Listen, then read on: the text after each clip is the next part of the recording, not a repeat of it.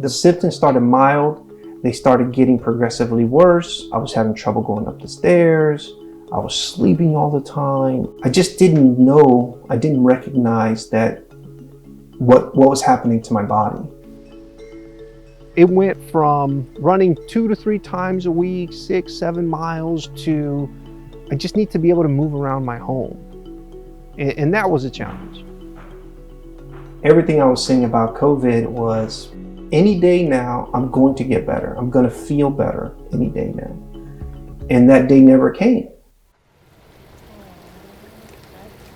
My name is Latrice Holloman. My job in the Navy was engineering, specialized in firefighting. Before I had COVID, I was very active. I loved to go walking, loved going to the beach, playing in the sand, taking him to the park. My grandson is like literally my best friend. We do everything together. But when I was diagnosed with long COVID, initially I felt like life was over. I, at my worst, couldn't get out the bed most days. I didn't have the energy to feed myself. Compared to now, I would rather go back to the military and deal with those injuries rather than the ones that I'm suffering from long COVID.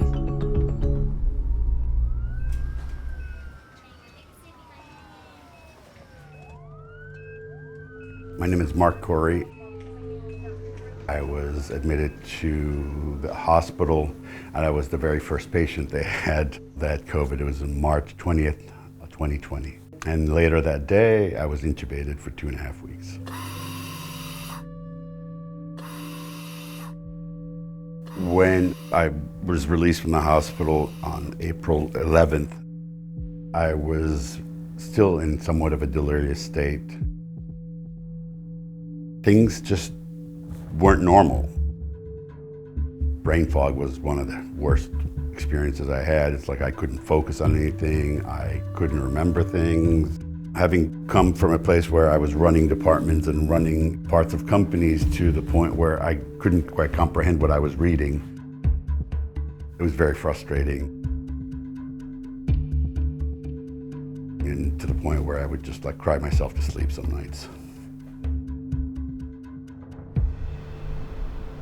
So when Mr. Lopez came to see us, he had been recently discharged from the hospital.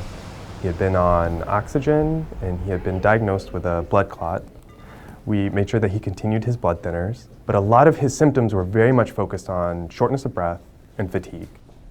And I think that's the learning point about this for me. COVID has been this amazing opportunity to reevaluate how we deliver care and meeting patients where they are. The interesting aspect for veterans and long COVID is that many veterans have been deployed in multiple places, war-torn areas of the world, and especially young and otherwise healthy veterans came back and were doing well. One of the most insidious things about long COVID is it challenges their assumptions of who they are. They are used to getting sick and bouncing back and being just fine. The difficult part is that patients trying to achieve that self-identity that they once had. My experience with Dr. Awan was that he recommended other services within the VA to help treat my symptoms and to help me in my recovery. We included complementary treatments. Those would be emphasis on sleep, nutrition. We then had him see the occupational therapist and physical therapist to figure out a program for how he could safely return to his function. He was a really healthy guy. He was running 3 to 5 miles before he got sick. Now he gets out of breath really easily.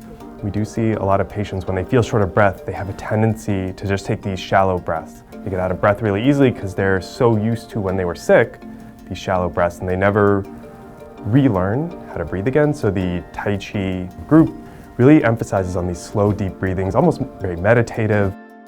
And believe it or not, walking up this one hill just to get out of my driveway was my nemesis. This was my first challenge. Being defeated by it did not feel so great, but it was okay because I knew I could build off of that. The recovery was on me, and I was okay with that.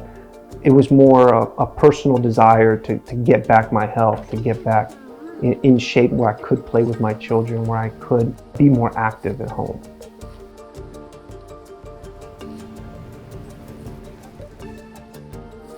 August 2020, I was introduced to the post-COVID group here at the VA, and they couldn't have come a day sooner because the programs they put together for me were amazing. Through that, I was able to see my psychologist, cardiologist, optometrist, neurologist, nutritionist.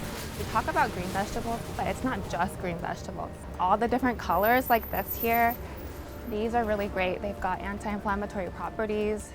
They helped me maneuvering through the maze, basically, because that's exactly what it is. It's a maze that on my own, there's no way I could have done it without this team. And one of the things my cardiologist was saying that I should stay away from vitamin K. Yes, okay. These are actually low in vitamin K, so the cabbage and the cauliflower. Great, Yeah. great. One of the most important aspects of whole health is that it includes conventional care. We incorporate medications when necessary, and we augment conventional care with lifestyle modifications. So I brought these pictures to share with you today. This is me on the ship. There's your auntie, there's your grandma. One of the things we talked about with Latrice was why she suddenly developed high blood pressure. My taste was gone. I couldn't taste anything. So the more salt I used, the higher my blood pressure went until Dr. Seidel caught it for me. That's whole health. It's the collaboration between all the different domains. I am extremely thankful to the VA. They helped create a roadmap for me.